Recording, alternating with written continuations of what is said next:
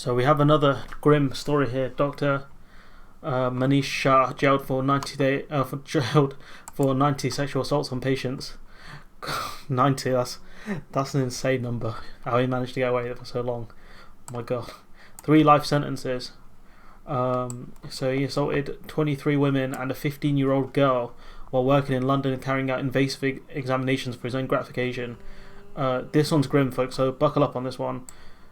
So he used Angelina Jolie and Jade Goody as examples to frighten patients. Jade Goody died of cancer, and I think Angelina Jolie got a mastectomy to avoid getting breast cancer, I believe. Not 100% sure. I'll do correction.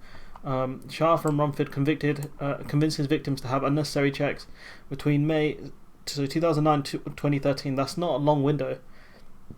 In fairness, your behaviour was not only sexual but driven by your desire to control and on occasion humiliate women.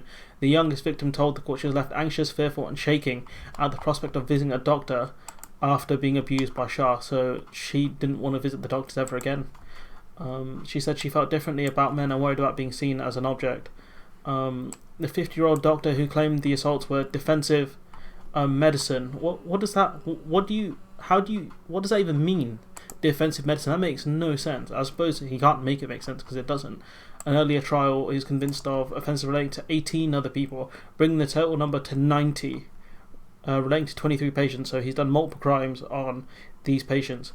The court heard how he picked vulnerable patients because of their age or family history of cancer. So he is very particular in choosing these people because he knew they wouldn't speak out, or at least he hoped they wouldn't speak out. So if your family's got a track record of cancer, he would use that. So he brought up this new story of Angelina Jolie having preventative mastectomy. He also asked the woman if she would like him to examine her breasts as well. So he's very invasive, like he's pushing these things onto these women to talk to get them to let him basically grope them, essentially, or worse.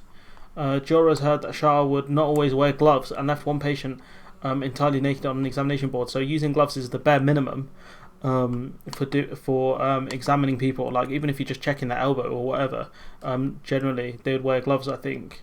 But this is just grim. Betrayal of trust. In mitigation, Zoe Johnson QC said, it goes without saying that all of these women feel grossly abused, humiliated, and that the trust that they place within Shah as a doctor has been exploited.